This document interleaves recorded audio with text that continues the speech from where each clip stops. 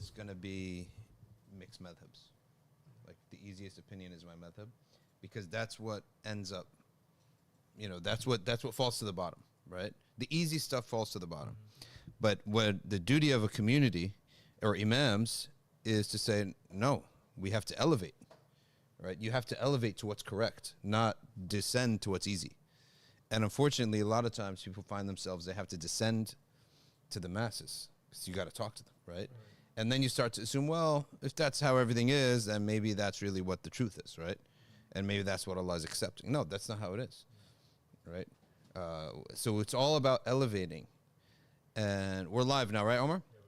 All right, Bismillah ar-Rahman ar-Rahim, Alhamdulillah, wassalatu wassalamu ala Rasulillah, wa ala alihi wa sahbihi wa man wala. Welcome, everybody, to the Nothing But Facts, to the Safina Society Nothing But Facts live stream on a very important day. It is firstly, a very sunny, very warm September Monday, and it's September 5th, Tuesday, actually, because we had Labor Day off. I don't know if England, they have Labor Day, but England has random bank holidays. But Labor Day, which I was thinking, for the new generation, the Gen Z, should basically be canceled. And then somebody said, no, there's no point in canceling it because they're mostly unemployed anyway, right? Because they are not hard workers. This Gen Z, you worry about them. Gen Z, when you deal with Gen Z, they're going to basically tell you, hey, can you, if you say, for example, hey, would you mind emailing Seth all the files? Okay, let's set up an appointment. Who should I CC on that? Oh, CC John. Okay, let's set up a WhatsApp group, and then we need to schedule it. I need to meditate 5 minutes before and after, right, so that I can be focused. And then afterwards, I'm going to need a coffee break. I mean, they cannot just do something. What's going on with Gen Z? I've said it before, they need a war. Unfortunately, no offense, and I hope it doesn't really happen, but I'm telling you what you need. They need a war, okay? They need something where hardship, the measure of hardship, goes back to balance. So you don't want people to suffer, but sometimes you realize this is the best thing for you because your balance of what's difficult and what's easy, it's off. It's completely off. That's what it is. And these weak men are going to create very tough times. They're not even men. Weak men create, what is it? Weak men create bad times. What happens when the men don't want to be men? They want to wear pants that's painted on. They want to become basically ineth. They want to be females. And everyone's now following some K-pop group. They all wear pink. They got blonde hair. They dye their hair blonde. They wear kuhl. And these are the new guys. Some of the clothes on these websites that you go on. Yeah. Like ASOS, H&M, just the famous general streetwear websites. You go into the men's section and the clothing, Allah, it's so sad. That's not even clothing. It's not even clothing. They might as well just wear tights and that's it. We have an announcement today for everybody here who is an Arkview student, an Arkview attendee, an Arkview member. We're slowly we've taken the big step towards developing our program into an academy, okay? A formalized academy. Many of you, how many years have you been in Arkview? Just this past summer. This past summer, okay, mashallah. Some of you have been there from the olden days, in which Arkview was basically one course, one class, essentially, that was given. And then that class, we divided up into a section for the beginner and a section for the intermediate, the person who has more ambition and wants to study a bit more. Now, you may say to yourself, I never really have time to study. I don't have the ability to do it. But anything that you want to do, if you only give it like 15 to 20 minutes once or twice a week, well, after a year, you'll be somebody different. If you just take one, but organized, like this is the book, this is the course. They're doing an hour a week. I can only do, let's say, 30 minutes, even a week, or even better yet, 10 minutes a day. That's it. No more, no less, right? And sometimes, you know what I always like to do? I like to package anything that I have to do with something that I really want to preserve or be grateful for. And so, for example, let's say that something really important happened that could have been bad, it turned out to be good. Now, we need to be grateful for that. And so, my gratitude is to study this 15 minutes a day. My shukr for this matter is to do hifz for 10 minutes a day. And you may think, it's such a small amount, you're not going to get anywhere, but you will. It's not just that you will, you're going to start believing that's you. Because the more you go somewhere, right, even if you only spend 10 minutes there, but you got up and you went there. You got up and you opened the book, right?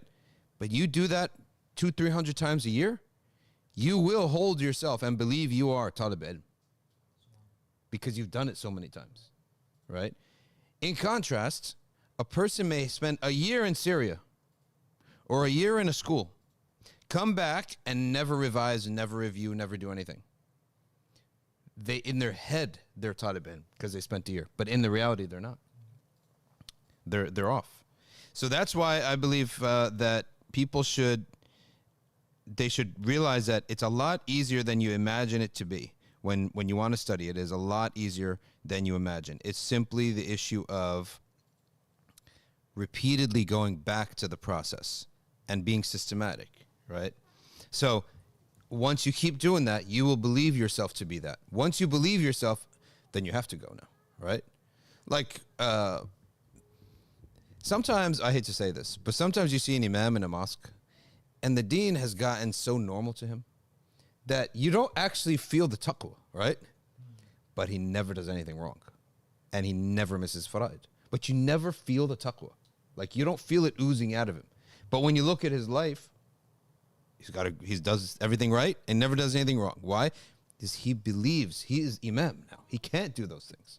Even if he wants to, he can't, right? So his mind may be on lahu and dunya all day, but he'll pray 5 times in the masjid, right?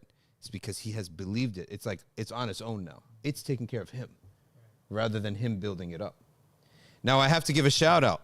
First of all, we have some guests here. We have a wonderful brother from the state of Chicago, from Naperville, Chicago, with his family, and a young man. What's your name, young man?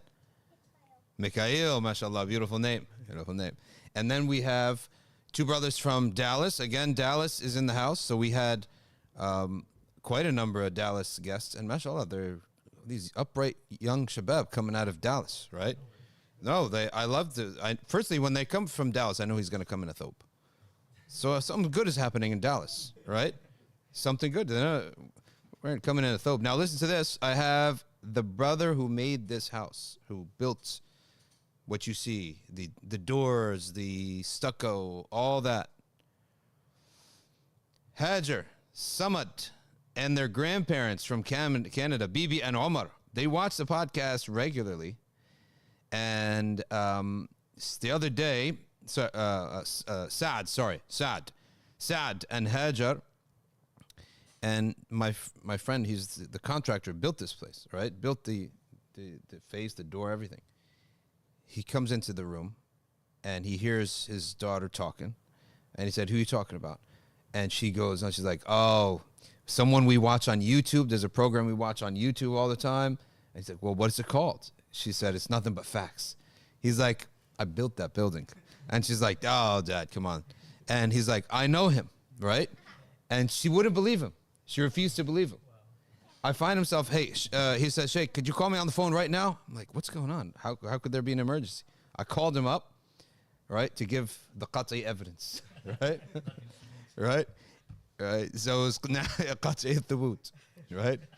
And so we gave him the qat'i evidence, and they wanted a shout out. So there's a shout out to our man Aqil's family, his kids, his the in-laws, which would be their grandparents. So mashallah, great brother and a great family. And there are so many families out there that really rely on the online scene. You can't underestimate that, right? Dallas, it's a luxury being Dallas, right? New Jersey, a bit smaller, a bit tighter, right? But it's a luxury to be in Central Jersey. Even people say Chicago, but not all the parts of Chicago. Like, you're from part of Chicago that may not have, I don't know, is it very populated with Muslims? It is, mashallah. That's good. That's good. So today is an important day for another reason, is that we're announcing that Arkview is taking another step towards being an official academy, okay? And an official academy being that we're going to start giving exams and giving certifications. Like, how can we certify somebody? We could say, teacher so-and-so has taught so-and-so for 3 years online, and they've taken his exams. It's like a type of ijazah, right?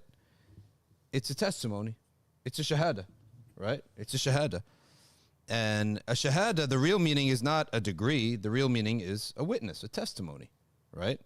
And the smaller the group, the stronger the shahada, right? So Rutgers University, you pass exams, you pass these huge 200 people in the class or sometimes 50 people in the class.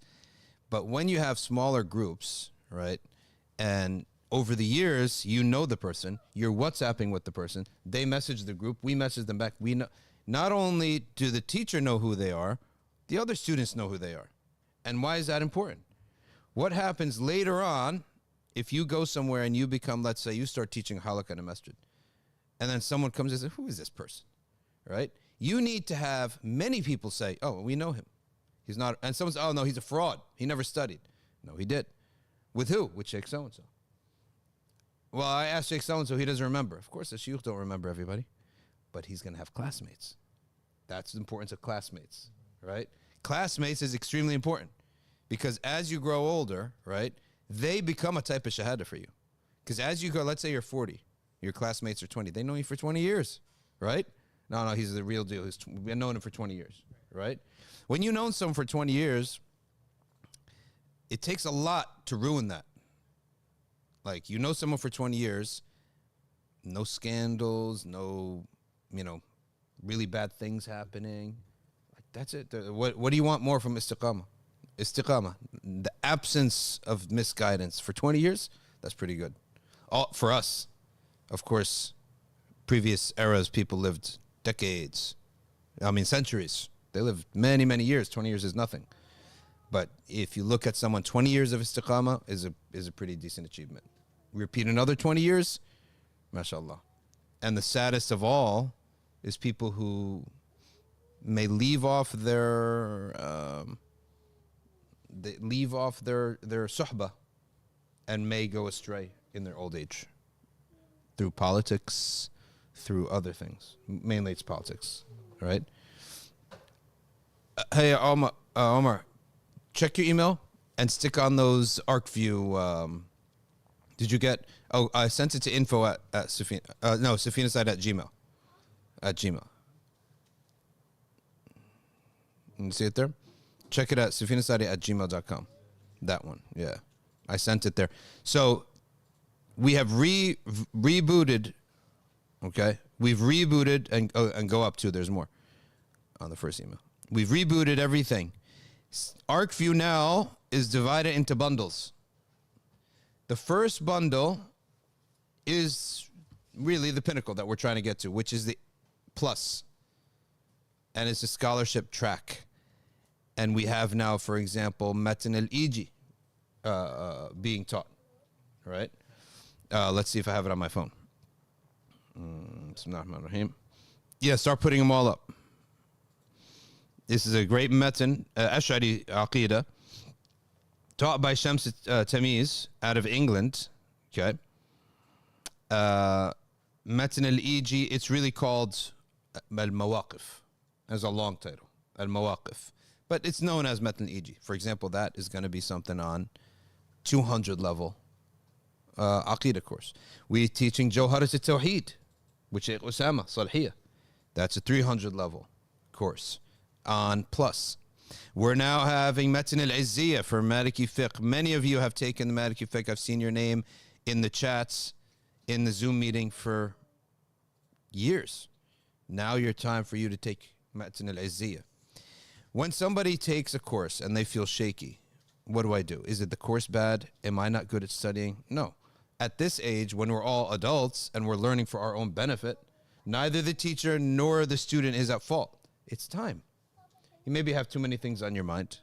Maybe got it's new material.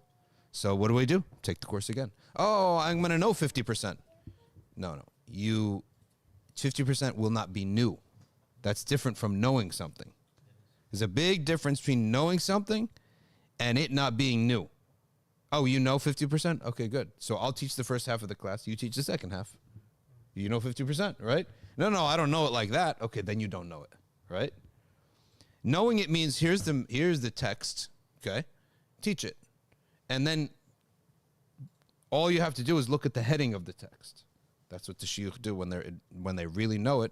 All he does is just look at the heading of the text. What chapter are we on? That's it. And then he could speak for 30 minutes and maybe look at a footnote or one matter. That's it. That's knowing. So take it a second time. Take the class again. I'm telling you, this is the best way to learn. Sabr. You need sabr. That's why Imam Shafi'i said from the conditions of to become alim, you have conditions. One of them is a long life. Because this thing does take time. And if someone's rushing, it's not going to work out. By the way, we have a guest today. So as soon as I finish telling you about Arkview, we're going to have a guest. And then at the end, after we have our interview with a young convert, we're going to be going over again what Arkview is. So the first one is Arkview Plus. Then we took out of everything Arabic. So Arabic is all on its own. And it's going to be headed by someone very passionate about this, which is Sheikh Mahdi Lak. He's very passionate about it. And he's going to break it up into 3 courses. Okay, beginner, advanced, and intermediate. The intermediate, the advanced now, is what you would start taking after you finished all of Tuhfat al-Saniyah and you go back. So then, for example, maybe Qatr al-Nada, maybe something like that. All right? The books beyond that. So we would say like 200 level books. Likewise for fiqh, the madhahib, where their Shafi'i fiqh is now going into fiqh al-manhaji first. I'm not a Shafi'i, so I don't know other books. Then there's another book that they're going to be covering. Sheikh Osama Salhiyat is going to teach that. So that's our plus. Then Arabic, and then is the important one, the kids. Wherever there are kids programs, there's a future for Islam, right? Anywhere there are kids, there's a future. You won't believe, I go and the weather's so beautiful out. It's fall. You start feeling the fall. You start doing autumn things. So what is the first autumn thing you do in New Jersey? As a parent, you sign your kid up for soccer, right? Every Saturday morning you go out there, the grass is out there, the kids play soccer for an hour, and you know, go out with your kids, right? So I call my friends. I text my friends. Hey, you all sign up for soccer? I'm not going to sign by myself, right? I go there. I need you to be with me on the sideline, right? So they said, oh, you won't believe it. There's no more soccer league. Hey, Omar, do the full screen. Do it all at half. Yeah. Fill the screen with the half of the screen with it. Oops. All right. They text me back. They say, you won't believe this. The league put out an email. Not enough interest. No soccer league this year. How do you have? It's like alamat as-sa'a of American culture, right? How do you not have a soccer league? You know why? Because you have so much zina. Kids don't have parents. This is a family thing, right? So you have so much zina, and you start to see the effects of it now. Last 2 years, there's like 4 teams, then 2 teams, and now no teams at all, right? So no soccer. So kids, the presence or absence of kids tells you everything. If there's a lot of kids, you have a future. And that's why masajid should cater. Masajid in America are community centers. They're not just places of salah. So they really need to have a lot of this stuff. So we have Arkview Kids. Now, what is the value? What do we bring to the table with Arkview Kids? Hifz. Many people, they struggle to find a Hifz teacher online. They don't know how to do it. Call their auntie, right? Can you get us a Hifz teacher? They don't know how to do it. We did it for. They don't know how to pay them either, right? International fees and all that. We did it all for you, right? So Arkview Kids is now something that it has Hifz, it has fiqh, and it has seerah. And if you don't know how to do Hifz, there's Nurani Qaida. Okay? Why do you think it's called the Nurani Qaida?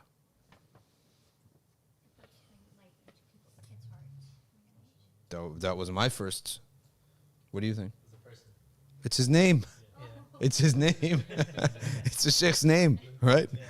And I'm like, here I am thinking, right? It's Nurullah coming into this through the recitation. No, it's his name. And interestingly, this man eventually married, somehow the lineage ended up from Pakistan to Egypt.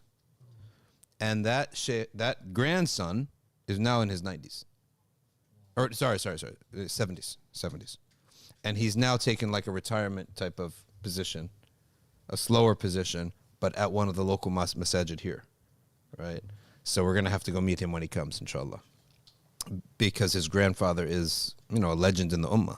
There's no doubt about that, right? No doubt about that he's a legend in the ummah.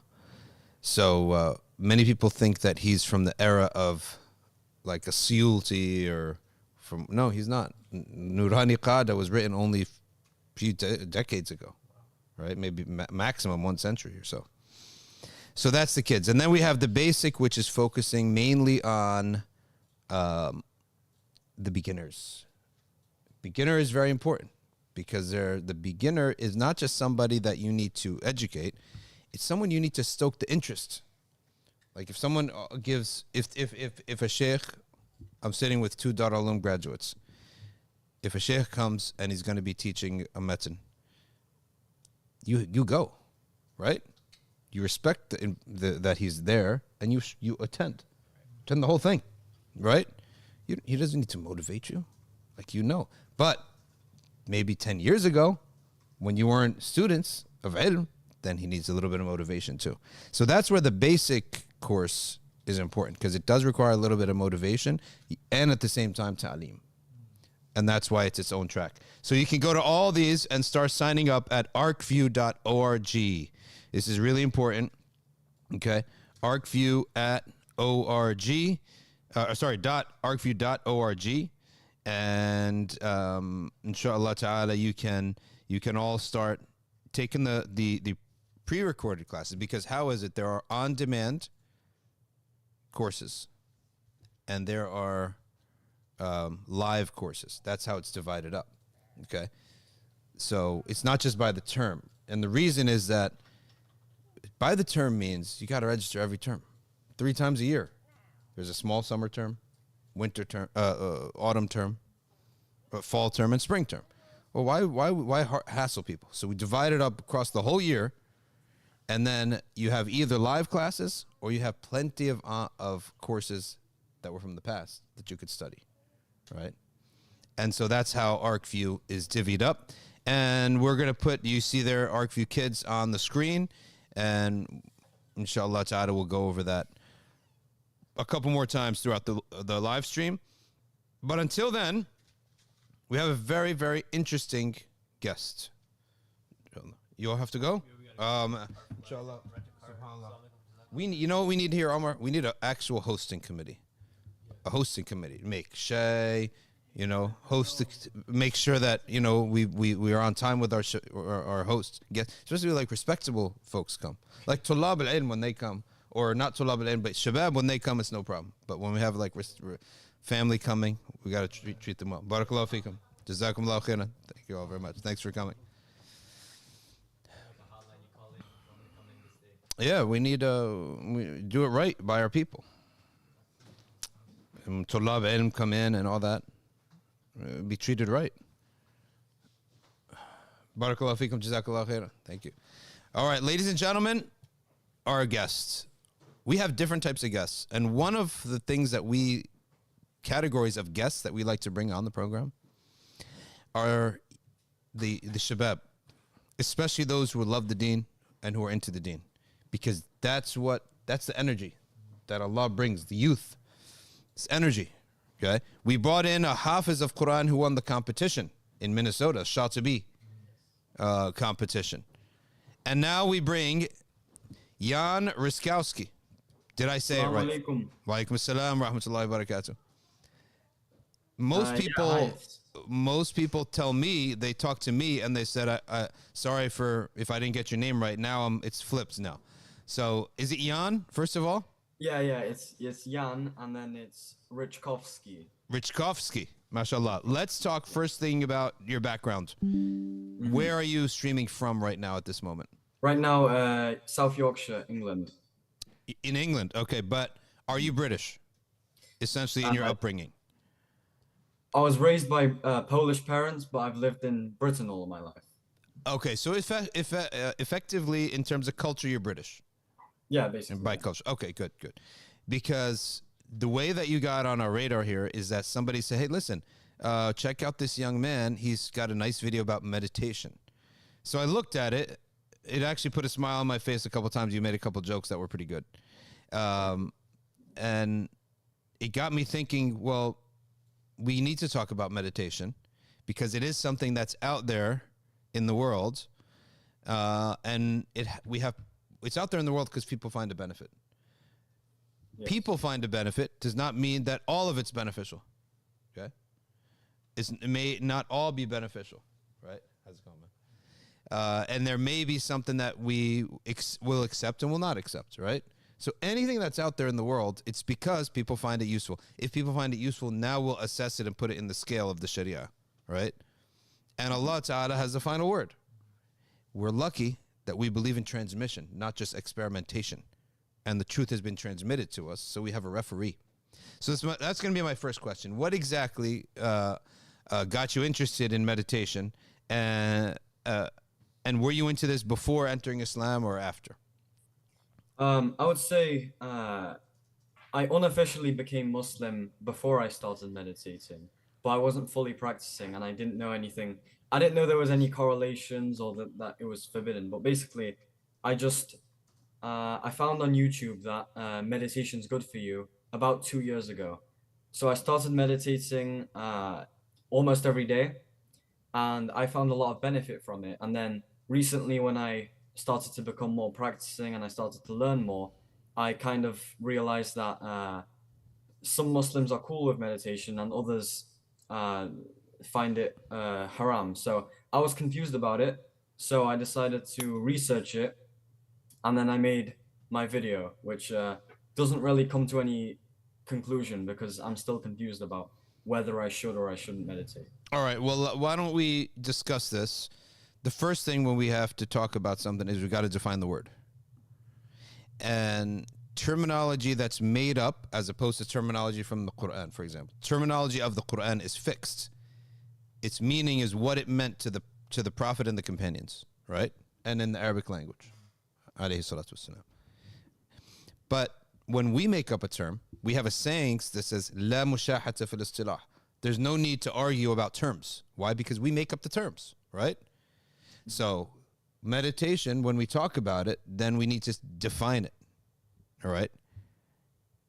So did you come upon a definition that you found was Yeah, I feel like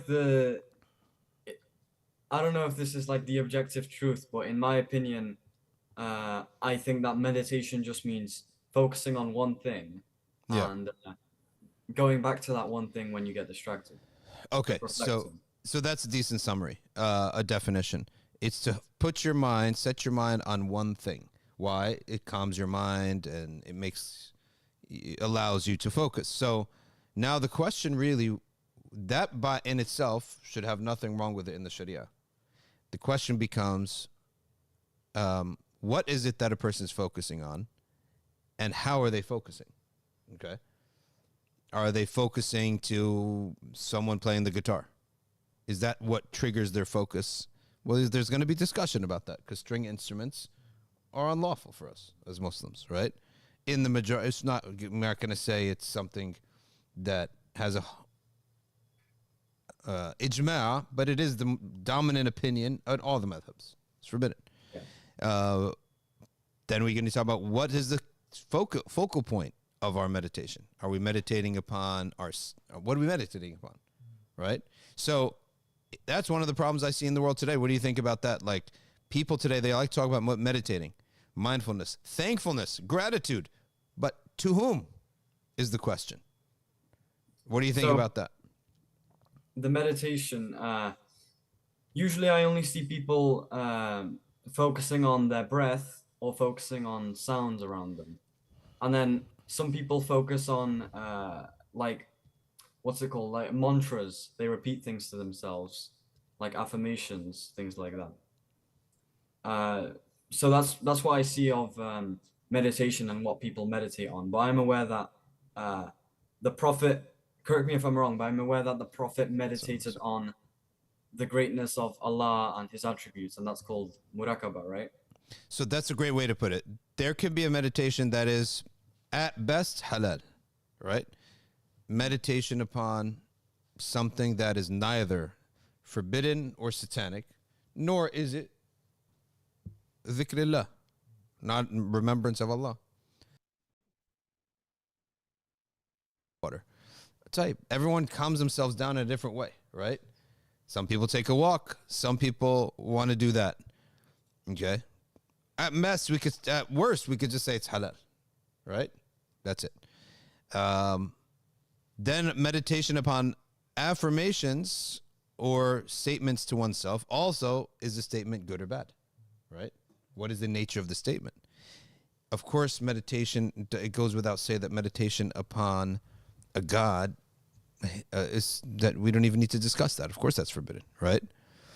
And then finally, the greatest of all meditations is going to be upon, or again, meditation being defined as focusing my attention upon something, upon Allah subhanahu wa ta'ala. Now, even that has a discussion, because we are not allowed to think about the essence of Allah subhanahu wa ta'ala, the that.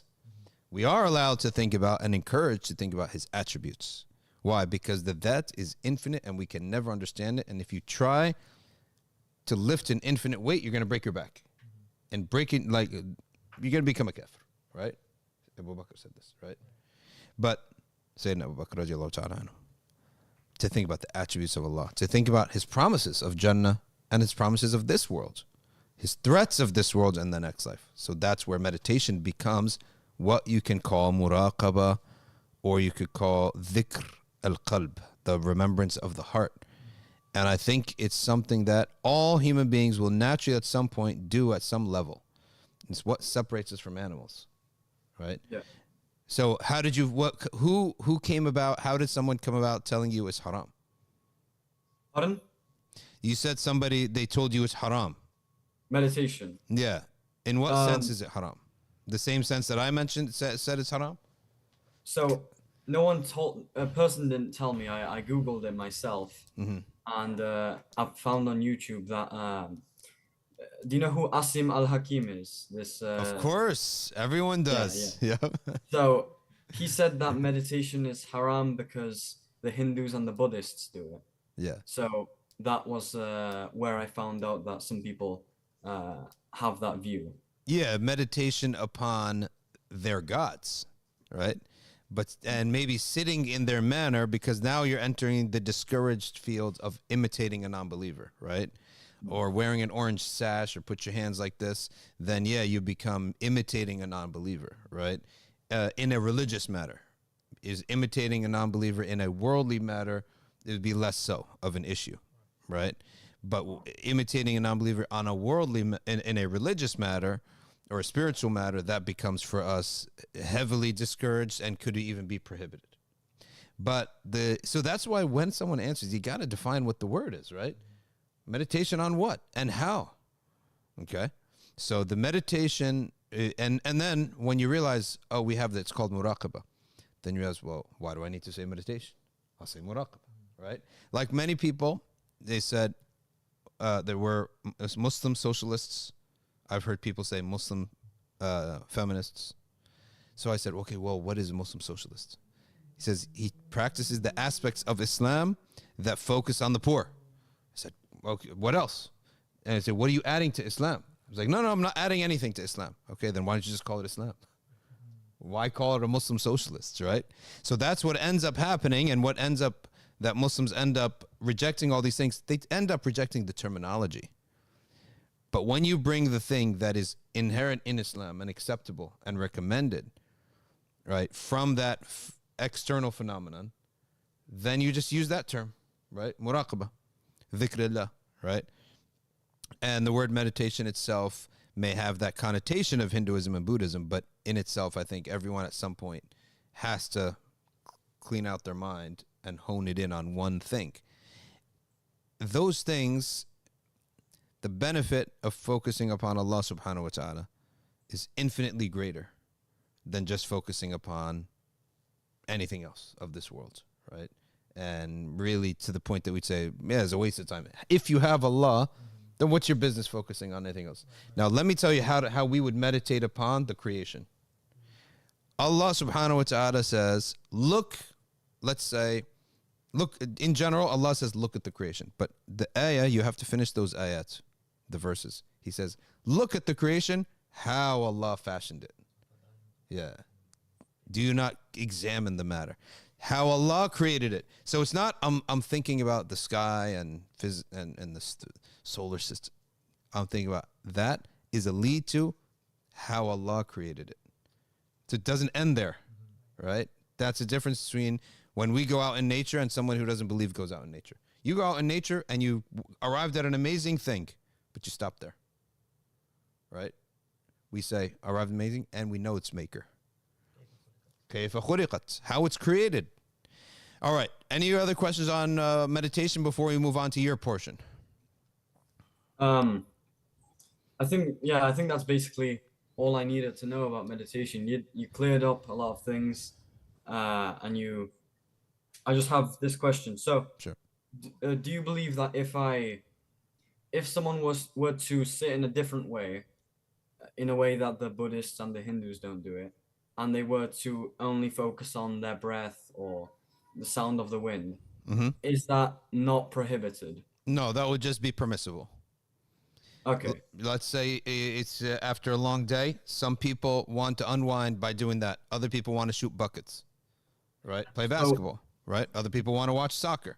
Everyone relaxes themselves their own in a way that's different, and that's just halal. Just sit silently and observe the grass and the trees. Well, what would be wrong with that, right? Yeah. All right. Yeah, that's all I needed to know about meditation. Thank you for those insights. You're welcome. Now, we're going to take you now as our Dawah correspondent out in England. Tell us the scene out there, how you entered Islam. This is your part to talk now. How you entered Islam, what's the scene out there in the Dawah? If you're in maybe school, how did that go about? Family, if you're comfortable talking about that, how did that go about? Because it could be an inspiration to others out there listening. Okay, so first I'll talk about how I found Islam myself. So around 2 years ago, used to use Instagram a lot, right? And on my Instagram, sometimes I'd get posts from like Islamic Dawah creators, just posts about Islam and religion, and I started to like them. So I was liking them and I was saving them, and then obviously because I was liking and saving these posts, the algorithm gave me more, right? So I started to learn more and more and more about Islam, and then eventually I started to watch Ali Dawah and Muslim content creators, and I started to realize that I believe in Islam. So I unofficially converted 2 years ago, and by that I mean that I believed in Islam, and I started implementing some Islamic things, like I stopped eating pork. I'm not sure what else I stopped doing, but I stopped doing some things, and I started doing like dua, for example. And it continued like that for about 2 years. Whenever I had a thought about Islam, I just kind of Google it. Whenever I had a question, I just check YouTube. And over the course of 2 years, I just learned a little bit more about Islam each week and each day and each month. And eventually, it was Ramadan of this year. And I was fasting, right? And I started to learn a lot more about Islam. I started reading the Quran on this app. And I took the Shahada after Eid. And I realized I need to start implementing more Islam into my life, because I wasn't praying. I didn't even know how to pray. So I got this book actually from a mosque, from a masjid. The Prophet's Prayer. I don't know if you've seen it. It's called Gifts for Muslims. And it's basically got the prayers, right? When the prayers are, and it's got diagrams on how to pray. So I use MashaAllah. this, learn how to pray, and since I took the Shahada, I've been, researching Islam heavily, and I started this YouTube channel, and obviously through this YouTube channel, I learned a lot about Islam and what I should be doing correctly. And yeah, so that's basically how I got from not being a Muslim to being a Muslim now. MashaAllah. Before I was a Muslim, I was raised Christian. So I went to a Christian primary school, which is like from 4 to 10 years old or something like that. And then I went to a Christian high school. So Christianity was like deeply in my brain, and I believed in God, but I stopped believing in Christianity after I was very young. I became an atheist because Christianity didn't really make sense, right? And then, I found Islam, and I realized, Islam is the truth. Okay, what about your friend circle? How did that jive with your friend circle? So my friends have always, because obviously I've been labeling myself a Muslim for 2 years, right? So it's been like they knew that I was Muslim, like they knew I called myself Muslim, but they didn't take it seriously because obviously I didn't practice it much. I just didn't eat pork, but I did many other haram things that are uncharacteristic of a Muslim, so they didn't take it seriously. But eventually I started to incorporate Islam more into my life, and I started to tell my friends about things. Like sometimes I would refuse to come out with them, or sometimes I'd refuse to do something, and I'd say, it's because this is haram, or I prefer to do this halal thing instead. And actually, the friends I was with at the time were Islamophobic. I came to find out. They asked me questions, like they even Googled like proof Islam doesn't exist, or just Islamophobic things, and they asked me questions about that, and I didn't always have answers because obviously I wasn't really knowledgeable. So they kind of used that kind of stuff against me, and they were just being Islamophobic. And at the time I was lonely. Apart from them, I had no other friends, so I was kind of stuck with Islamophobic friends. But Alhamdulillah, I've cut them off now. Usually, when a person does something and they get strong at it, something new, especially a belief, in the beginning, there's no resistance because they're like a little sapling that would be destroyed. Or their desire would be destroyed. But as they get stronger, one of the best the common ways in which Allah subhanahu wa ta'ala strengthens a person is by putting up resistance, right? And that resistance comes usually when somebody is strong enough to handle the resistance, and from somebody who tends to have a type of ugly character, right? Such that you're not so worried about disappointing them, right? As opposed, unlike someone's like their mother may be the soft side. They never want to disappoint their mom. But then let's say there's a grandpa or an uncle who's rough and you don't really like them in the first place, but you're stuck with him, and he just keeps hacking away at you, and you keep hacking back, but you don't know how to hack back. So every time that person then attacks you, I'm going to go research. And you're trying to shut him down, but in reality, this is a tool by which Allah is making you study and actually question whether or not you're serious, right? And then you start getting stronger and stronger and stronger and stronger, right? Until you're self-motivated to just study on your own and you don't need that anymore. Then that person lays off you, or you just go somewhere else and they're somewhere else. So maybe you had something like that happen with you and your friends. Yeah, I actually completely relate to that because I had the same exact stuff with my friends. And actually, I went to Poland and I went to see my granddad, and he found out that I'm Muslim. So he started telling me a bunch of things that he thought were bad about Islam. But the thing is, at the time, I didn't know what he was talking about with some of these things. So I didn't know if they were fabricated by him or someone told him something that isn't true. or if he's misunderstanding something because I just didn't know about this.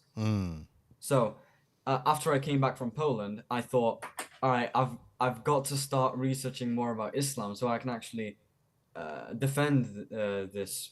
I can actually defend my religion, and that is what happened. So I'm actually very grateful for the vast amount of people who have went against me and my beliefs, because it strengthened me a lot. We have some friends, and they have family from places like Poland, Slovakia, Russia. They're extremely, they're very religious. They're Catholics that are very religious, right? And so that actually, it's a plus and a minus. The plus side of it is that those kids grew up in very clean homes, right? Their hearts and minds are clean. Like, they don't mess around, and they have stable families. And and those kids come out with an appreciation of a concept of faith. They may not know what the faith is, but it's a concept of faith.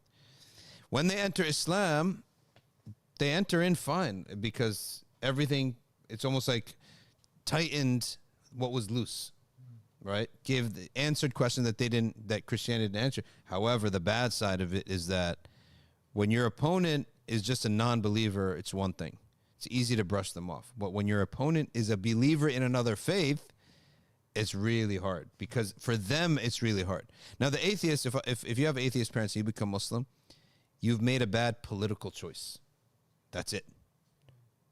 But if you're a Christian or a Catholic or some Protestant or what have you, and then your kid becomes Muslim, you are thinking to yourself, that's eternal damnation. So the motivation of a Christian to save his son is far stronger than the motivation of an atheist to pull his son back, right? So you think that you touched upon anything like that, and as from a Polish background? I think I definitely had something similar with my grandma. My grandma, who lives in Poland, she's Christian, and she's actually probably one of the most nicest people I know, to be honest. But she's quite sad about me being a Muslim, because she has the same thoughts that you just told me about. Like, she thinks that I'm wrong, and she thinks that she's right. So she thinks that I'm like wasting potential by becoming a Muslim, because she doesn't know about the good sides of it. But it's really only her, because my dad, I think he's atheist or like agnostic or something, so he doesn't really protest it that much, because he has nothing to save me from, because he doesn't really believe in hell. And my mum's Christian, but like not very practicing, and I believe she has the belief that as long as you're a good person, you go to heaven. Okay. That a lot of people a lot of people take that approach. Yeah. So that's good. So you don't actually have much issue inside your home. That's really good, because a lot of converts, they do struggle with that. I have I live with my other grandma, who's my mum's mum. The other one, the good one, is my dad's mum, right? The one I live with is Islamophobic, highly Islamophobic, and my uncle's kind of Islamophobic. But the thing is, my grandma, who I live with, is Islamophobic, but she's also like my entire family views her as crazy, so I don't really have to defend anything from her, because she will have, she'll find a different pathway to criticize Islam, even if I explain every single thing she's going against. Then she just creates illogical arguments which don't even need to be argued with. So when people attacked you by asking questions or telling you about things that are in Islam that you didn't really know the answer to, or didn't know if it was true or false, tell me, what were some of the hard questions that you had to dig and research, and maybe even couldn't even tell them the truth about because of their level of disgust on the thing? So one of them was the topic of slavery. They somehow stumble upon the fact that Islam doesn't fully, what's the word? Doesn't fully prohibit slavery, right? They found that out, and I didn't know about that at the time, so I tried to, quickly stumble for an answer. And they were saying like, uh, Islam's so bad. Why are you allowed to have slaves? That's wrong. And then they also said that you're allowed to have sex slaves, apparently. I still don't know if that's true or not. I'm not fully sure about that. But yeah, I didn't know how to answer these questions about slavery at the time. But now obviously I know a lot more about it. And I think another one was music, and just a lot of things like music, video games, drugs, alcohol, all of these things. Finding out that those things are haram made them think, okay, so you can't have fun in Islam. And that's one of the things that they said a lot and they criticized a lot. Well, all of those things are the sort of the second and tertiary level-ish things. Did they ever discuss the root of what Islam is? That there was a prophet that is true? Like, isn't that would be the more initial aspect to be examined? I mean, they didn't really talk about that a lot. They insulted him in a very surface level, because obviously these were immature people. So coming up with sound, logical arguments would not be commonplace. Yeah. So, they just kind of insulted the prophet. They said, I'm going to punch Allah in the face. Oh, stuff. One of the things they said was that. So this is not your dad and your grandpa. This is some fools on the street in your school. Yeah, people I used to play video games with. Oh, okay. Now, tell me something, because this didn't exist in my day. You guys could probably pitch in. Like, all video games are online these days, right? Everything is online, right? And you're always playing. You're never playing against a computer anymore. You're always playing against a person, right? Yeah. No, you can Usually, yeah. just by yourself. Yeah. Okay. So, like, the popular ones are extremely online, like with voice chats with like Yeah. kind of people. And with the voice chats and all those, and then you just arrange with your friends to get on at the same time, and that's how people have a whole circuit of friends that they've never seen, and they don't even see their face, right? But they're shooting together and playing games together, right? So, are you tight with people like that in the game world?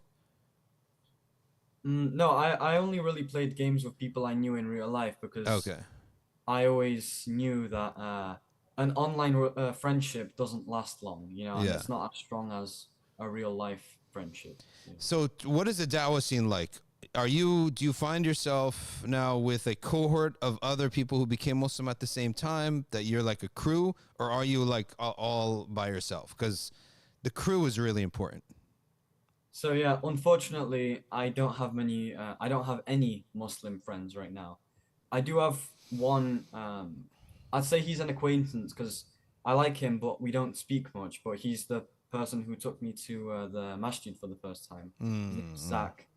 But yeah, apart from him, I really don't have anyone else here, and I think that might be partly because I come from a Christian school, so there's not many Muslims there, and the Muslims that are there are probably not very practicing, because they have parents who took them to a Christian school, so it's unlikely that they're. Yeah. Well, what about the local masjid? Aren't there youth there? Yeah, the local masjid. There is youth there, but I honestly don't really go up to them and speak to them, because usually I go to the masjid, I pray, I listen to the khutbah, and then I go back home, because I don't really have the confidence to speak to new people. Yeah. Are you into any sports at all? Because that's probably a great way to meet. Guys. Oh yeah, I used to do martial arts a lot, and I go to the gym, but I don't really do like football, basketball, that kind of stuff. Yeah. So there's your town is what, York? You said? South Yorkshire is the general province that I live at. South Yorkshire. So it seems that the South Yorkshire Muslim youth scene, they got to up their game, right? Like, they don't even get together for anything. No, they probably do, but I'm just not part of it. Yeah. Alhamdulillah. So, because in California, a lot of friends who became Muslims, such as Uthman Ames, the Munshid, when these guys became Muslim, and Osama Cannon, rahimahullah, it just happened that a whole bunch of friends became Muslim. And a bunch of guys became Muslim and latched on. And suddenly you had the huge convert population. Huge by meaning like 10 to 15. Well, back in the late 90s, that was unheard of anywhere else. And what happened was that a group of guys in San Diego became Muslim. A group of guys in the Bay Area became Muslim. And Sheikh Hamza was the linchpin. They all went to study with him because that was what made sense, right? Someone who was also a convert, right? That's what made sense, right? So they then were around him. When they rolled as 4, 5, 6, 7, 8 guys, anyone who was slightly interested in Islam, now there's a cool group of guys here, and it just snowballed, right? And it became huge, massive, right? So that's what I was wondering if that's happening where you are in North England. I would honestly, I would love for that to happen, but not yet. But inshallah, Yeah, inshallah. soon I'll That's find good. some more reverts around. So how far is South Yorkshire from Cambridge, for example? I'll Google it.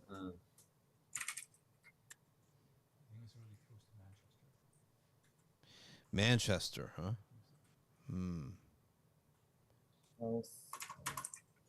Well, while he's looking that up, Kenneth Leachman has the same situation, does not know many Muslims near where you are. Where do you live, Kenneth?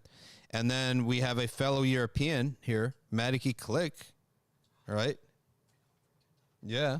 Oh, I love Maliki Click. Oh my goodness, Yes. he's watching. Yep, he's watching. Oh my goodness, I love your Yep. videos, bro. I was just watching your truck video. You hear that, Maliki Click? I love this guy. I really wanted to speak to him. So hook up with Maliki Click, get in touch with him, and he'll talk to you, and he'll hang out with you. Yeah, I've been watching him for months. He was one of the people who strengthened my faith, and MashaAllah. yeah, I Excellent. found him through the 3 Muslims who I also kind of want to speak to them too. Who are they? It's a Uh, podcast? it's- Who are they? Yeah. Just regular brothers talking? So you Yeah. see, this is useful, right? Connecting people to each other, mashallah.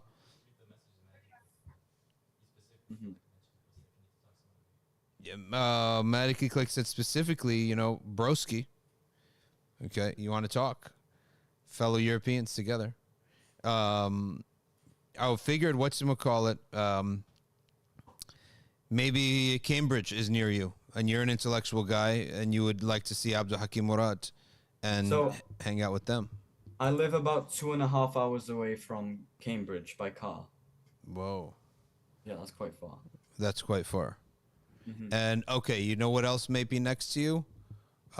There's Manchester. There's, what's that other? Bradford.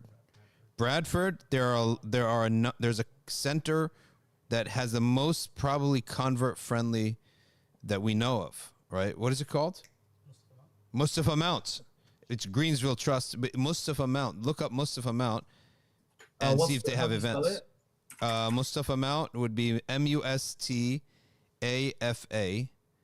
and the second word. I found it. So I'll write that down somewhere.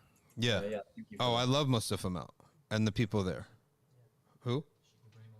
Sheikh Ibrahim OCF is in charge of that, although he lives in Liverpool, but he comes down. They have other events. They have a huge campus. They have a beautiful coffee shop right up because they purchased a college, essentially. And it's a gorgeous college. And they have events there. And let me tell you something. You got to go this month when they have these celebrations of the Prophet's birthday. Okay. They have a celebration of the Prophet's birth. That's in a few days. That's in a few days. You go to Mustafa Mount, check their website, see when they're having their event. And you're going to love the event. Like a little, what kind of event is this? They have talks. They sing praises of the Prophet, peace be upon him. And they probably have some dinner afterwards. And see, that place, Mustafa Mount, has a friendly approach to it. As opposed to many other masajid in England that were established by a certain culture, So they tend to lean towards that culture. So maybe subcontinent, in West London, Algerian, other masajid, Somalian, other masajid, Bengali, right?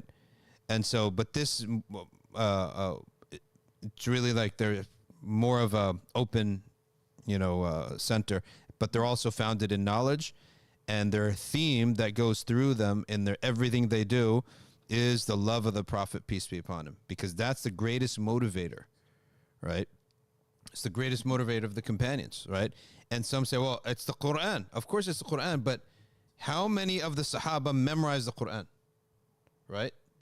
How can you imitate the Quran, right? The Quran doesn't walk, eat, go and fight. No, the Prophet fight. Allah subhanahu wa ta'ala said, we sent you a book and a light. So the book is the guide that we recite and we honor more than anything else. And the light is whom we follow in our day-to-day life. So when you go to Mustafa Mount, what you're going to see there, the emphasis that take note of is the centrality of the Prophet in their day-to-day life. And imitating him, being like him, and love of the Prophet, and how the salah and salam on the Prophet is literally a medicine. It's a medicine, right? It's medicine. We have spiritual medicine. We need to spread this to people because they don't have the medicines that we have. They have a soul and a body, and they don't know where to take it when it breaks down. And they're just reaching for stuff. Yeah, they don't have any soul food. They don't have any food for their soul. I'm walking around in these days, and I'm just seeing people really sadly descending their appearance. You can see, like, the descent. Searching for something. Searching hard. Can't find anything. So one of the things people are searching for these days is literally to look demonic. They believe that that's going to maybe give them something. We really got to spread this message. And so if you go to Mustafa Mount, go and take your friends, take your family. And you know what? You're going to, when is their event? Did it say? So no, I didn't check when it is, but so do you think they would accept a non-Muslim being there just to look around? Because I don't have Muslim family. Yeah, they would for sure. These people, 100%. Because let me tell you something.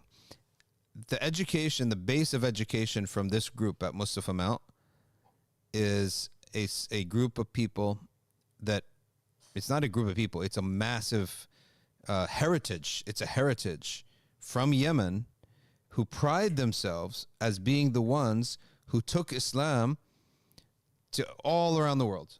Indonesia is all Muslim because of them, because of the Yemeni people. South Yemen, West India, all of East Africa entered Islam 300, 400, 500 years ago because of the South Yemenis. Okay. The Ba'alawi people. Okay. It's like a heritage. It's not just like a small group. It's a heritage over centuries. Right. So Mustafa Mount is basically it's an institution established on that spirit. So when someone enters Islam, the best place for them to go is Mustafa Mount, because their number one priority is love of the Prophet. Their number two priority is spread that to non-Muslims, bring them in. And how do they do this? What is their focus? Humility and emulation of the Prophet. Like, they focus on humility more than anything else, because people don't like to be around other arrogant people, right? Like, you're going to bring someone new in Islam. The worst thing is to bring them to someone who's going to pass a judgment on this, right? On them. Look down on them, or not be considerate, right? Like, start telling, oh, don't do this, don't do that. But you're not being considerate. The person doesn't even know anything. Like, they're new. So, inshallah, someone out there tell us if they have a date for their event. That would be amazing, right? So that they have something. And it may be on Zoom too, but, we want this brother to be able to go there. Right. What's the name of the Prophet's birthday? Peace be upon him. The Prophets, the event would be called Mawlid. The event would be called Mawlid. No, it's further. Someone's saying you'll keep him company. No, I don't know why, but it's not showing up, huh? All right, so they'll bring it up, inshallah. What WhatsApp chat is this? Who made this WhatsApp chat? Could I say one thing? WhatsApp chat, you're on it and I'm not? Say again. If Maliki Click is watching, Yeah. could you like email me and then we can maybe talk or something? Maliki Click, we will. We have your email address, so I'll have Omar connect you guys. How's that? Oh yeah, sure. Yeah, and he'd probably want to have you on and talk and stuff too. All right, someone here is saying that if you meet them at Mustafa Mount, they'll keep you company and make sure that everything goes smoothly. Okay, yeah, that's nice then. Now, how do you study your religion now at this point? How do you study Islam now? So do you mean, do I have some kind of like regimen, or do you mean like what do I look for to study Islam? Like, yeah, what? do you have you focused in and ended up saying, all right, this is who I'm going to study from, that's what I'm going to study? Unfortunately, I've not started reading like hadiths and that, if that's what you're talking about, and I've not really been started any reading any Islamic books by Muslims. Let me tell you something. I think you're going to love this. You got to get this book. I'm going to give you two book recommendations. I give this book recommendation about once a week. I don't have any stock in it. What's it called? It's called The Divine for Critical Minds. Inquiry into God's Existence. And it discusses several subject matters related to doubts, many subjects related to people's doubts, etc. Let me give you another book. This one here. Navigating the Write that down. Navigating the End of Time. Oh, wait a second. No. Oh, okay. I wanted it was something else. But get this book anyway too, because we are in the end of time, right? And this strengthens your. There's this book that I was considering to read called The Productive Muslim by, I think, Muhammad Farid or something. Yeah, that's a great book, but it's not like that's like for help in life. Yeah, because those are the kinds of book that I'm interested in, like, because I've read Atomic Habits and Deep Work, and it's like that same genre, if you know what I mean. Yeah, so that's a bridge to the Islamic version of those things. And those things, when you read those things, you become better at life in general, right? Here's another book. This is the heavy book. Maybe it's too heavy, right? This is maybe too heavy, I would say, right? But honestly, I think if you read this book on the divine, take a look, The Divine for Critical Minds, or Critical Minds, The Divine for Critical Minds. It's written in very easy language, and it covers really important things. It's not just about atheism. It's about the Prophet, peace be upon him. Yeah. Right. I will definitely consider reading it very soon. Yeah. So this book will probably cost you maybe like 28 quid, because it's a hardcover book. I see here that it's $62 apparently. Whoa! So that first. Yeah, that makes it what, 44 quid? Yeah. About 50. Yeah, but I don't want to screw the author. Say again. 50 quid. 50 quid hardcover, but I think I could definitely get the softer one. Soft cover. Yeah, soft cover for a lot cheaper. Good. Well, look, this was really nice talking to you. And if anything goes down in North England, right? All right. You're going to be our correspondent. We'll contact you again and we'll talk. Okay, Inshallah. thank you. I'll just say one thing. Yes, sure. The brother who said that he'll meet me for that event. Yep. Please email me. My email address is on the name of my YouTube channel. Okay, good. Very good. Under the name of his YouTube channel, you can get his email address, and then maybe perhaps, for example, you're driving down. You could drive down as a group. Well, hopefully you don't get kidnapped and killed. But if he's on this live stream, he will not be doing that, inshallah ta'ala. All right? And on this live stream, we don't attract that kind of crowd. But inshallah, we only attract people who really want to do something good. So you never know who you're going to meet in terms of opening doors for you and what you're going to see at Mustafa Mount. I really hope that you can make it there. They do have an event every day of this month of Rabi' al-Awwal, probably for the first 12 days that's coming up, right? And so just keep banging around, looking around, pecking around for Mustafa Mount events, and you'll see it coming up. It'll probably be a huge event, inshallah. Okay, yeah, thank you. I'll make sure to look around for that. Okay. All right. Let's stay in touch, inshallah. Thanks for coming on, and Thank you good for luck having on me. your. May Allah give you tawfiq on your channel. All right. Thank And you, may you Allah too. bless your work and bless your path. Inshallah. May Allah make many people benefit from you. Inshallah, inshallah. All right, yeah, I'll see you soon, maybe one day again. Yeah. If you Uh, ever take a visit to New York, we're only 45 minutes away. oh yeah, all Inshallah. right. Yeah, I'll Sounds make good. sure I do that. All right. Inshallah. Nice talking to you then. Likewise. Assalamu alaikum. Wa alaikum salam. Inshallah. Take care. Salam. So should Yeah, you can go. You can go now, and Omar will connect you with Maliki Click. Yeah. Yeah, Omar will email them, and Maliki Click. Let me get his email right now. Let me text him right now. Okay. If not now, then of course another day. Sure. Yeah, no problem. We'll email you, inshallah. Inshallah. All right then. Assalamu alaikum, everybody, and see you later. Okay. Take care, man. Assalamu alaikum. He looks like the kid from Stranger Things. Oh, I don't know that show. All right, it's 2:30. Let's go back to what we were talking about.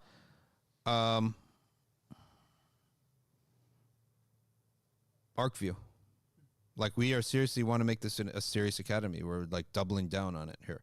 Let's get the posters going. You know, get the whole that gold thing out of there and just put just the poster. That's it. Yeah, in the side. Huh?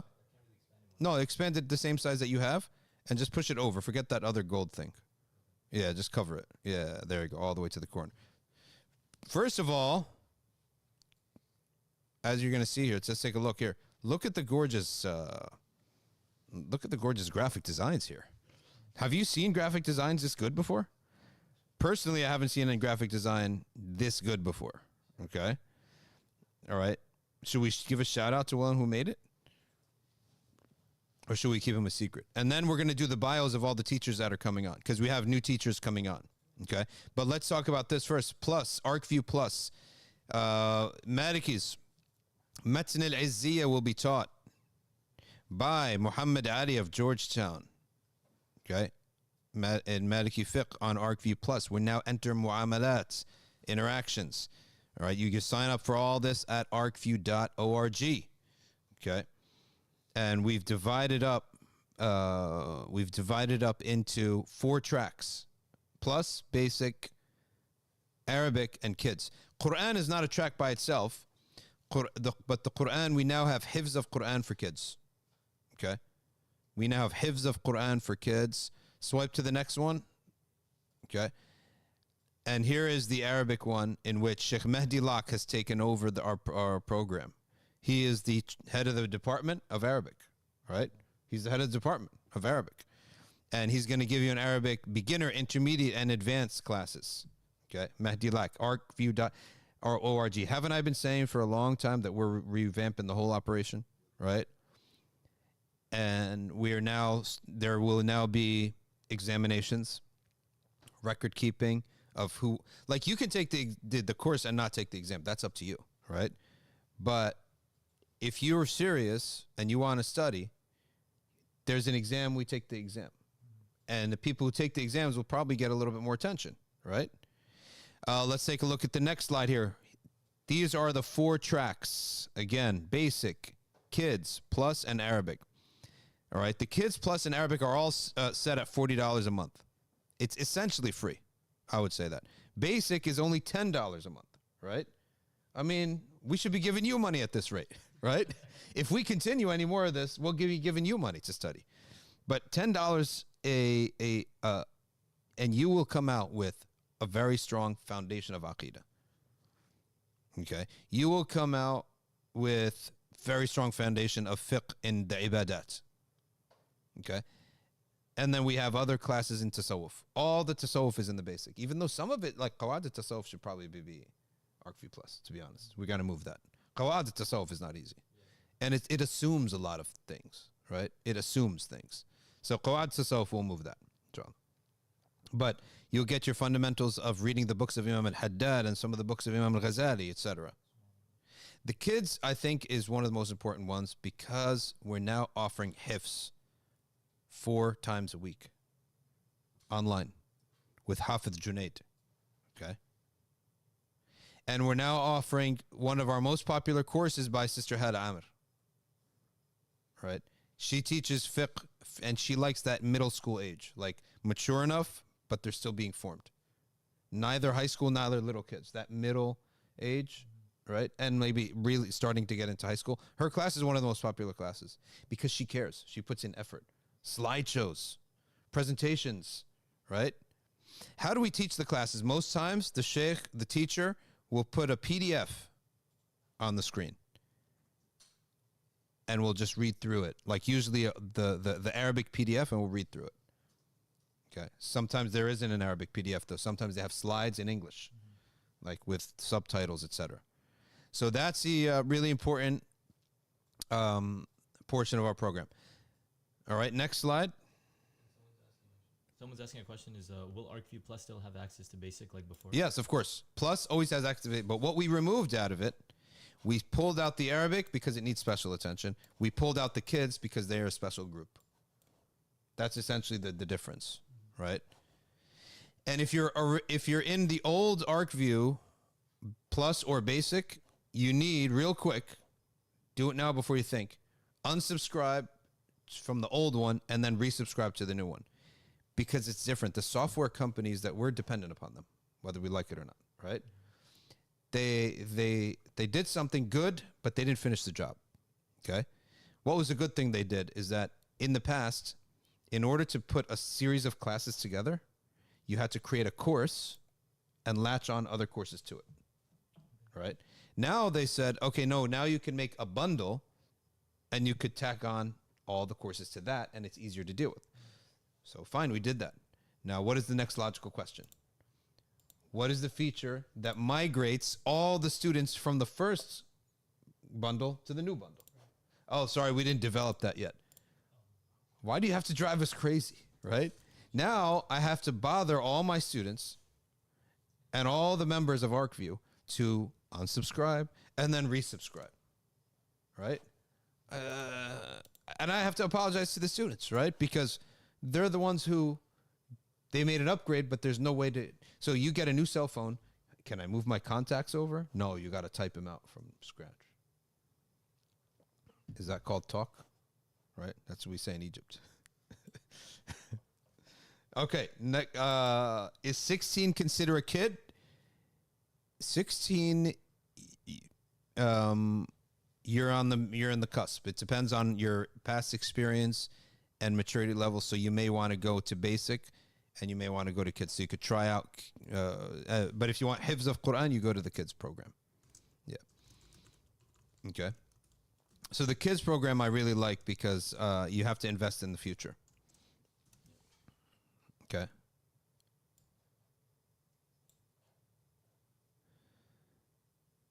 All right, next one.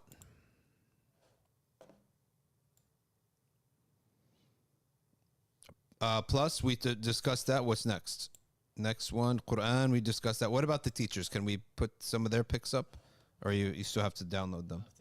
Okay, so get them. We'll talk. We'll to start taking Q&A. All right, you could. In the meantime, we'll take Q&A. In the meantime, Omar's going to put up some of the bios of our teachers because we have a lot of new teachers here, right? And we're going to have a head of a department for each subject. It's like this stuff. Yeah, that. Just put them like that. Yeah, you can put them up. So I could just talk to them so you can see faces rather than just posters. Now, in the past, people were given Patreon. They were given basic Arkview from way back. So the best thing would be to switch over. That would be the best thing. Switch over completely, right? And it's a cleaner way to do things. Okay. Now, by the way, you should finish Arkview Basic before you take Plus. The Plus teachers will not, I repeat, will not be reviewing basic terminology, such as Shart Wujub. Okay. There's no need to explain Shart Wujub again. The difference between Shart Sihha and Shart Wujub, right? It is not fair to the people who took the classes. So take the basic classes. This is a track. It's a track. And eventually we're going to just put entrance exams, basically. Like a quick quiz to see if you belong there or not. Right? Like if you don't know what a difference in Shart Wujub and Shart Sihha, then That's not wrong. It's like not wrong to not know something, but you belong in basic. If I can't lift 25 pounds, I shouldn't lift 125 pounds, right? So it's the same thing with knowledge. It's like math. This stuff is like math. This is objective. We're not just telling stories here, right? It's objective. So Sheikh Shams Tamiz is going to be teaching Matan al-Iji. It's a big book, right? So Sheikh Murad teaches the preparatory Aqidah class. The preparatory texts of Aqidah are At-Tahawiyah.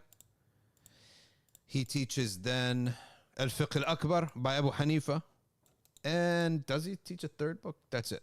Those are the two preparatory texts that he teaches. Okay, then you can go after that. You can go to Matan al-Iji. Okay, but again, it is a prerequisite to take the basic classes or something similar from another organization. Okay. All right, Shifat Khan says, I'm new here, so I apologize if this has been discussed before. Do we know what the Sahaba did when the Prophet ﷺ received revelation? They watched him. They watched the revelation. And that happened a few times. And one Sahabi, Umar ibn Khattab, he asked, he wanted to see the Prophet's revelation. And then another Sahabi, when the Prophet was receiving a revelation, he went and he called him and said, here, and he looked at it and watched. They watched. Other times, the Prophet ﷺ received revelation in a different way, in an easy way, which was by talking to Jibreel alayhi salam in the form of a man. There was a companion, his name was Dihya al-Kalbi. And Sayyidina Jibreel alayhi salam came to the Messenger, peace be upon him, in that form. In the form of Dihya al-Kalbi. He'd take on the form of Dihya al-Kalbi. So many people would just think he's talking to Dihya. But in fact, he's talking to Jibreel. And at that point, Jibreel simply recites the Quran. The Prophet hears it and remembers it. Okay. The other type of method of revelation was that the Messenger ﷺ would feel a heaviness, and he would get hot and sweaty, and he would feel a heaviness, and it was very difficult for him to bear, and he would hear it as if the ringing of a bell, and then that would dissipate, and then he would come out and he would recite the words. So these are the two ways in which the Quran was revealed to the Prophet ﷺ. The Prophet received communication from Allah in different manners that were not revelation. Like what? Dreams. Ilham. What is Ilham? Ilham is the message from Allah enters your heart. And then he speaks it with his own words. We call that Hadith Qudsi. But it's Ilham. And Ilham is painless. It's just as if the message came into his heart right away. And the sign of an Ilham is that it has no sequence to it, right? So if I'm telling you a sentence, I'm telling you, let's say the sentence is 10 words. I tell you word 1, word 2, word 3, word 4, word 5, up to 10. But when an ilham comes from Allah subhanahu wa ta'ala, and he's al-awwal wal-akhir, there's no beginning and no end. The meaning right away, all of it comes into your heart. That is one of the hallmarks of ilham, okay? And a person cannot remember like the gradation of the ilham. There's no gradation. The whole thing, meaning comes into your heart in one shot. SubhanAllah. And I believe that the revelation of like a bell, when that heavy revelation, all of the meaning came at once, not tadarrujan. Yeah. But when Sayyidina Jibreel recited to the Prophet, of course he recited word by word. That's kalam al-lafzi. Kalam al-nafsi going straight in. Right? Because kalam al-nafsi has no beginning, no end. Okay.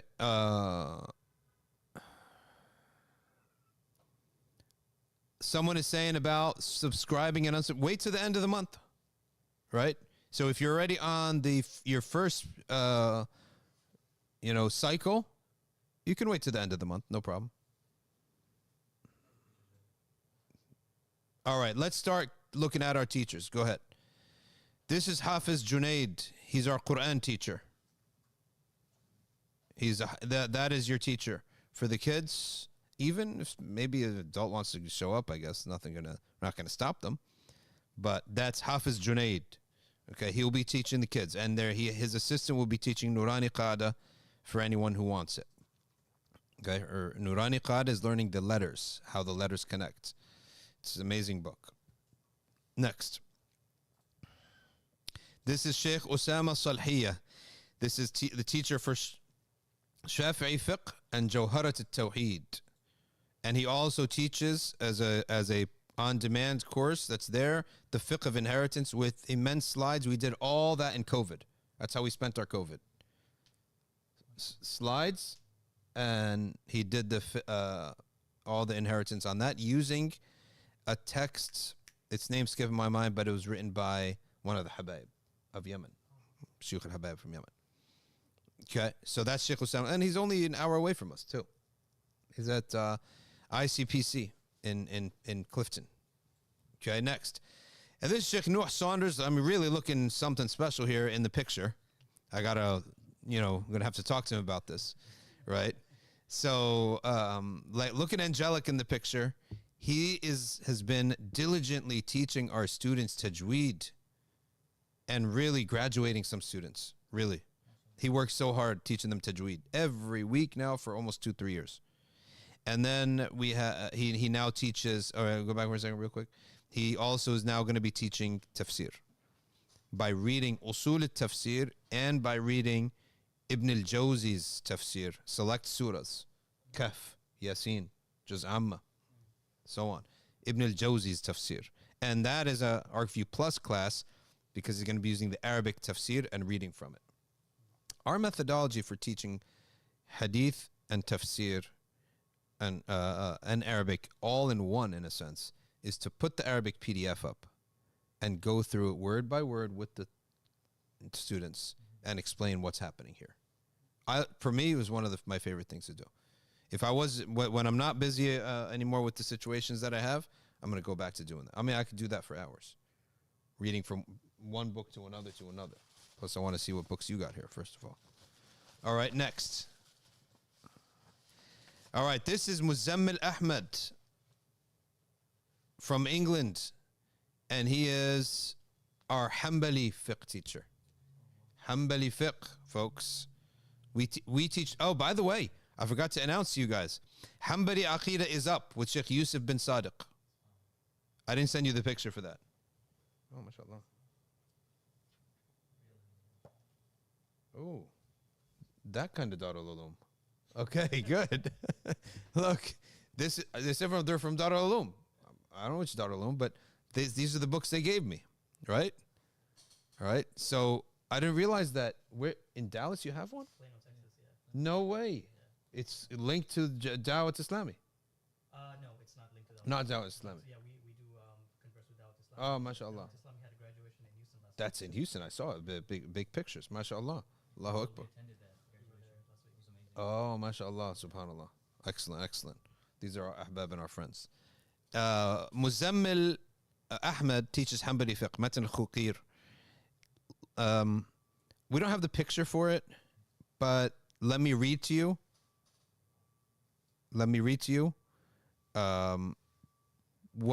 Hey, is it too late for me? Do you have this picture with you? You don't have it, right? Okay. It's okay. I'm not going to send it to you right now. I can WhatsApp it to you? All right, good. I'll WhatsApp it to you. We'll go through the rest, and then in the meantime, you can, when you put it up, then I'll talk about the Hanbali Aqidah class, because this is a serious class. I loved it. I watched the whole thing already. Yep. Yeah, I watched the whole thing already. Yeah. Oh, we got WhatsApp on laptop? On the desktop? Seems like, every... all these tech developments I'm missing out on. Yep. It's been a thing, right? Yeah. It's a good thing, right?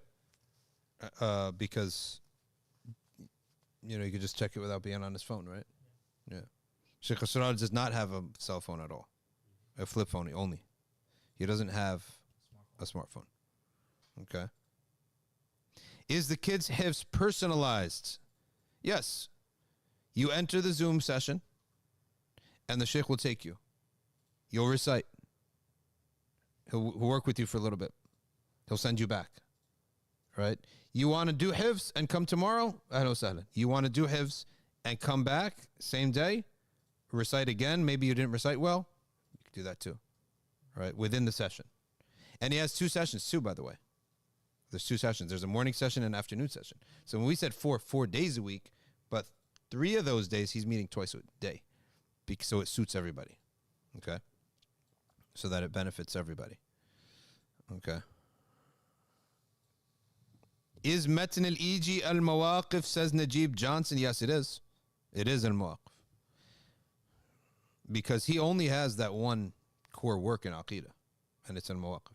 So it's also known as Metin al-Iji. All right, Omar, next. Mu'in Sayyid, he teaches, you know Mu'in, he, the head of, he's going to kill me for putting this picture up, by the way. Yes, he's got his professional photograph. Fast forward so the guy doesn't get fired from his job. He just told me today, what picture you put of me, right? But he teaches the seerah. And he teaches on Arkview Kids. He teaches the seerah. He loves the storytelling part of it, and he does it very well. And he has his own kids now. So that's why he's into it, right? Okay, next. This is Muhammad Ali, who's going to be teaching Metin al-Izziyah in Maliki Fiqh. The lineup for Maliki Fiqh this fall, is Muhammad Ali for Arkview Plus on Metin al-Izziyah, and the Wizard of Oz teaching Intro to Maliki Fiqh. I've been saying to the students, I have certain family situations. That's why I've canceled a lot of streams over the last couple months. Were canceled a lot. So that's why I had to step back a little bit from teaching until that is resolved. So the Wizard of Oz is going to become your new Maliki teacher for those who have been studying with me the last year. Every Tuesday, diligently, they show up on Zoom. And some of you have graduated. If some of you have taken the mutun, the 3 mutun, twice now. Okay? And so now you're ready to take Metin al-Izziyah, which now goes into the basic now pillars of buyur, nikah, like that. Okay? So that's Muhammad Ali out of Georgetown. All Sheikh Zuhair students. Next. There is Mehdi Locke. Mehdi Locke is going to be teaching Arabic and Shafi'i fiqh. Okay? He's going to be teaching Arabic. He runs the whole Arabic department. And he teaches Shafi'i fiqh. All right? So he teaches al-Manhaji. Okay? In Shafi'i fiqh. Fiqh al-Manhaji. Okay, next. Imran Ahmed. Mufti Niyaz, if you remember, was our teacher in Arkview for Hanafi fiqh, but he ended up getting a very busy job down the road from us, and so he got too busy. But Imran Ahmed, and he can be back, inshallah, Mufti Niyaz. Imran Ahmed is teaching our Hanafi fiqh. He is our resident Hanafi leader, and he teaches us here, and he teaches at Dar al-Fath, and he lives around the corner from us. So that is Ustadhna Imran Ahmed. Okay, so if you're a Hanafi, that's your teacher. Next. And here's Shams Tamiz joining us for the first time, teaching a 200 level Aqidah class. Okay? Huh? He is a mutakallim. He's a mutakallim, right? And he knows his stuff. And he studied in Turkey. He definitely knows his stuff. Now, the manhaj here is that it's not about some kind of one-time experience. This is what the awliya do for life. They study and they teach for life. Thick and thin. Communists come, communists go. Winter comes, winter goes. This is what they do. They are almost like things of nature in the world, right? The rain never goes out of fashion. There's no century where the rain just stopped. There's no, if you look at the creation, the mountains, trees, oak trees, apple trees, these things don't stop. They don't go out of fashion, right? And if you notice, food can come and go away if it's man-made. Like there is going to be a time where people don't like to eat a certain dessert, right? It's just the taste buds changed. There is never going to be a time where people stop liking mangoes, right? When Allah creates something, it never goes out of fashion. There's no extinction because He's al-awwal wal-akhir. So they have a touch of the sifa, of course, of stability. لا يزول. The attribute of Allah is absolutely لا يزول. And his awliya and the things of his creation, they don't, of course, are not eternal, right? But they have the attribute of stability and never go out of fashion. Awliya Allah, manhaj al-awliya, the manhaj of that we took this manhaj from, right? The manhaj of the awliya, imams of Islam has never changed.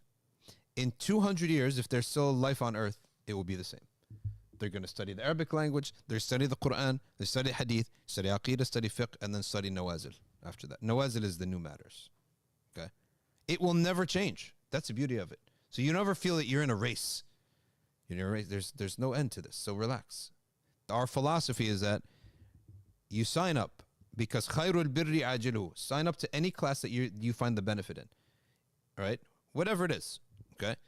In our case, this is what we're offering. You sign up. You should, if you can't do it, you can always decrease the amount that you do. And that's why we emphasize the pre-recorded classes.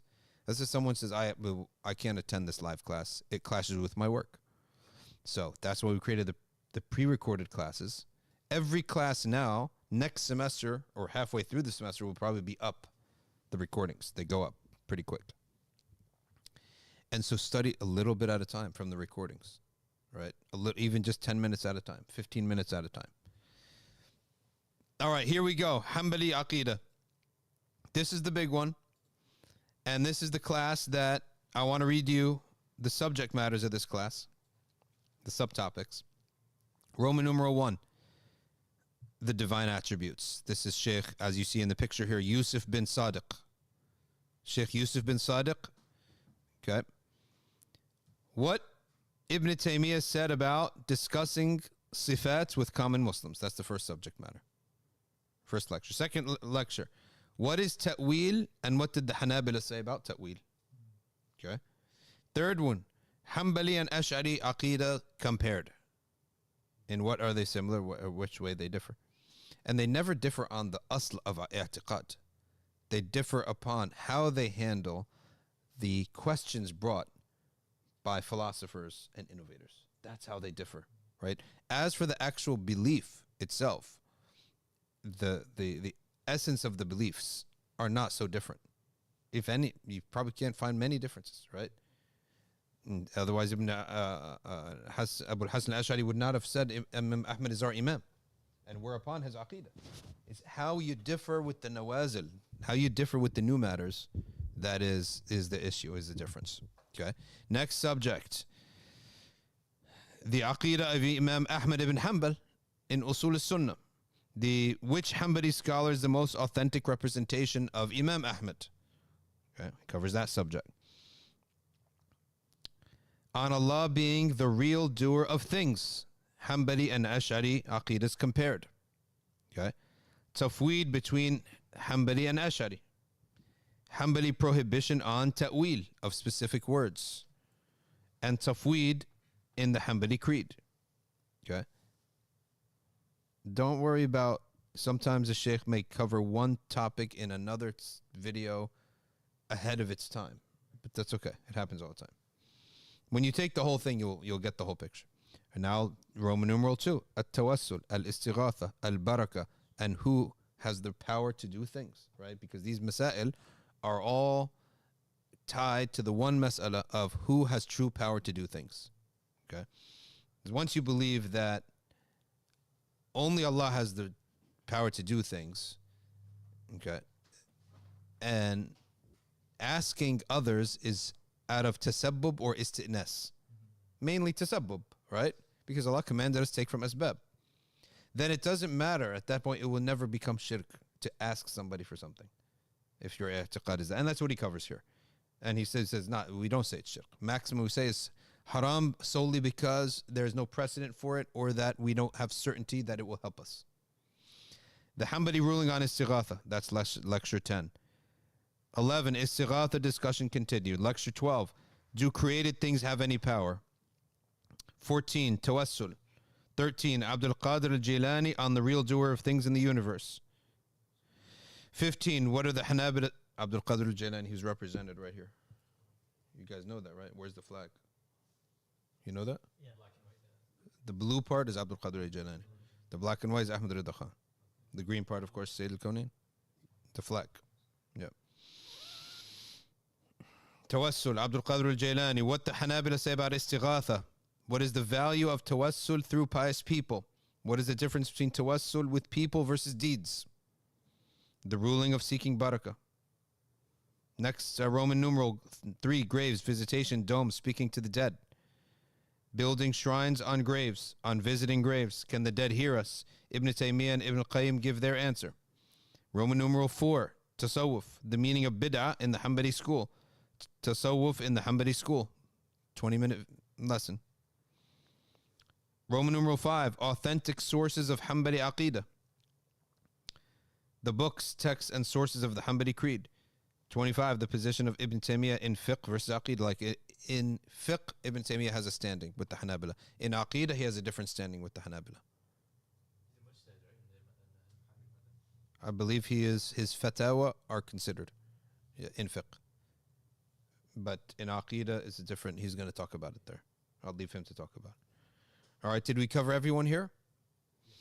All right, so what am I teaching? I'm teaching Qawaid al-Tasawwuf by Sidi Ahmad Zarruq. That's what I'm teaching Thursdays. Inshallah. Same as in person, right? You're just recording it while you're teaching. What's that? Like the one you do in person, you're recording that, right? And then on Zoom? Yeah. Yep. The one I do in person. Yep. Okay. How are we doing on time? It's 2:57. 2:57. Turquoise is asking, what is the Arabic, O servants of Allah, help me? Ya ibadallah a'inuni. Ya ibadallah a'inuni. That's the hadith of istighatha bil malaika. That means the psychology of that is that you're in the desert, right? It gives people hope. If you're in the desert, if you're lost in the desert alone, and you're lost in the desert with 100 other people, which one is less hardship? 100 other people, right? Because if I'm lost in the desert alone, right, I feel that it all rests upon my energy and my brain and my eyes and my ears. But if I have 100 other people, that's 198 more ears, right? That's 198 more eyes. That's more energy. And humans love humans, right? We give each other energy, we talk, we can motivate each other, and we could do what we can do with 100 people is not what we could do by ourselves. So likewise, the Prophet is not just speaking about getting help, he's also speaking about to the psychology of the human being. You're never alone. We never have to worry about being alone. All right? There are malaika all over the place, and they are always helping Bani Adam. Many times people imagine what was life like in the pre-modern times, in the pre-technological era. How many people have ever thought this? Oh man, what was life like before they had technology? You have now deemed technology to be a aun of humans, is the main helper of humans. That's the perception. The underlying part of that statement is that technology is the number one aid of humans. But it's not. Allah has malaika to help everybody. Al-Muslim wal-Kafir. Fi dunya. Help of the dunya. We're not saying help of the akhirah. Help of the dunya. We're not saying help of the deen. We're saying help of this hayat dunya. There are malaika assisting people in their life because they're meant to live on this dunya so that they can be tested. Right? When the road team comes to play a match in the stadium, in our stadium, does not our organization host them? Because we can't have a match without them. We host them and we root against them, right? So likewise, al-Muslim wal-Kafir gets aid, help from malaika in this life. Okay? That hadith of the Prophet ﷺ, there's an angel by your eye protecting your eye. Is it for a Muslim only? No. It's for the Kafir too. Why? Because he can't be judged if he doesn't hear and see. He can't be tested if he doesn't hear and see. So Allah himself will ensure their survival. Okay? So that is not talaqqi al-mahabba. It's not Allah giving them love on their kufr. No, He is helping them, Muslim wal kafir, because this is the abode of testing, and it is not cannot be tested if we're living in a world that basically all we're trying to do is survive. So Allah has always helped human beings through malaika to survive, right, in this world, It's also a way to test their gratitude. And most people will live their entire life never knowing that malaika helped them. And we say, no problem. You don't need to know. They're just a sabab. But you will believe that Allah helped you. Like, you have to know that the source of it all is Allah's help, right?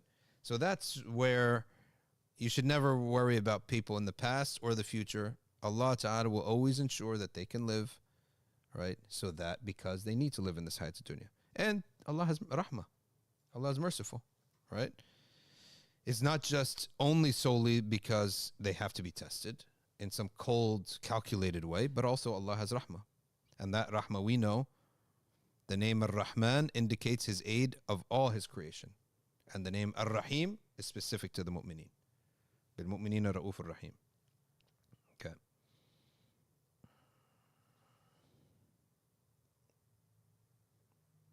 Did we finish all our slides? All right, good, because we're going to be doing this again with this course-specific posters that we get. Okay. All right, message from Jan. Not that it's a big deal, but my name is misspelled in the title. You fix it? Add a K between the Z and the O. Okay, so there you go. I need guidance about life, searching for a partner, making most of life, dunya and akhirah. Okay. I think the best source of life is going to be through what the Prophet ﷺ said. An-nasu bin-nas wal-kullu billah. People, they live to help other people, and everyone is aided by Allah subhanahu wa ta'ala. So what we mean here is that if you're alone, chances are you're missing out on too much. You're missing out on way too much. There's even a qasida written by, I think, Habib Umar himself, is that there's no happiness in life except with your brothers, with your friends. And it's through that all the good things happen. It's by having a jama'ah, by having a little crew, that you can get married through there. Trust develops and people marry, right? People get jobs. When you're sick, people take care of you. At least they care, right? At least when you're sick, you know that maybe people didn't ask, but when I come back after 2 weeks of being out, they're going to say something, right? They're going to go, oh, where were you? All that nice stuff, right? So that feeling is really what gives life to a person. And when your heart feels good, your whole body's going to respond. You're going to be more healthy when your heart is happy and satisfied and filled with the love of your brothers. And that's why I like to study Aqidah so much and fiqh, is because, all right, we're all going to get together. Upon what? Like, what's going to be the referee of this group? What's going to be the guide of this group? Because you ask the question, if we love friends so much and suhbah so much, what ruins it? Everything that ruins it can be cured through Aqidah and fiqh and tasawwuf. At-tasawwuf will cure the hearts from envying each other. Al-fiqh will make sure that we do our dealings correctly, so that we don't end up in court or end up in a feud, right? Most people don't go to court, but they have feuds. Feuds related to money, feuds related to marriage, feuds related to mu'amalat. We need a referee here to guide us, because I don't know what bothers you, what bothers you, what bothers you. I'm not going to go study what bothers everybody. I'm going to study what Allah tells us, right? This is not how to treat a human. This is how to treat a Muslim, right? Isn't that easier than knowing, well, what bothers Ali? Okay, what bothers Jawad? What bothers Islam? I'm not going to keep doing this, right? Just give me one set of way of behaving that is going to be good for everybody, okay? And of course, that doesn't take aside that there will be some times, there will always be specific cases. Like with so-and-so, I know you can't talk like that. But how much of it? Enough that I can download that in my head. It's not going to be everything, right? 98% of the mu'amala is the same, right?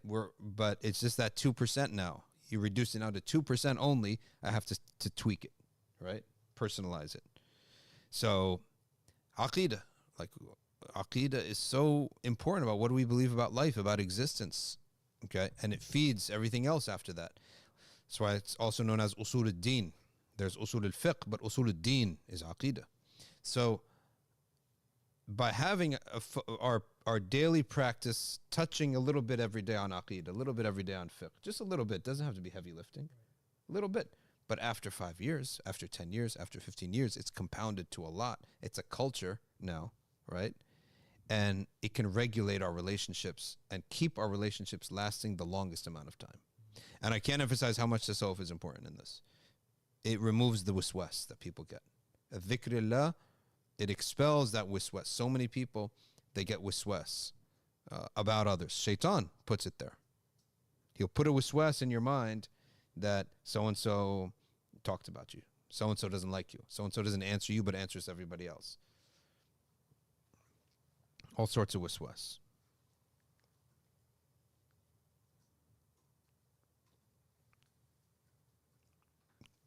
You have something to say, Ali? No, I was asking Islam wants to say. تفضل يا إسلام.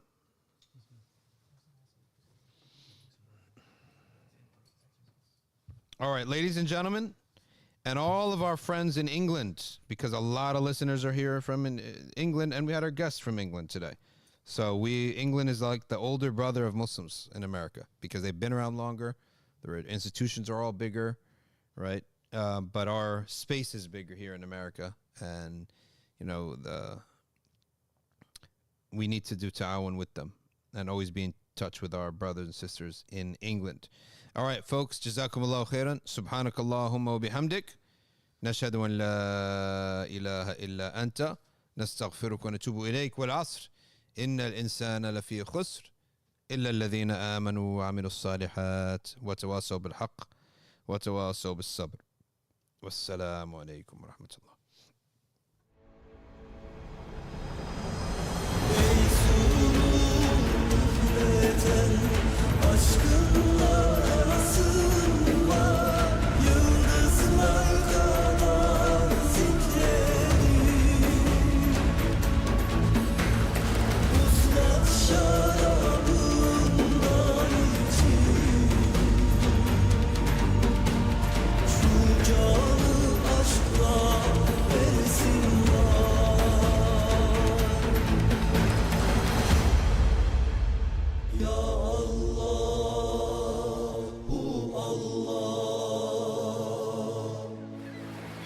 Kalbe şifa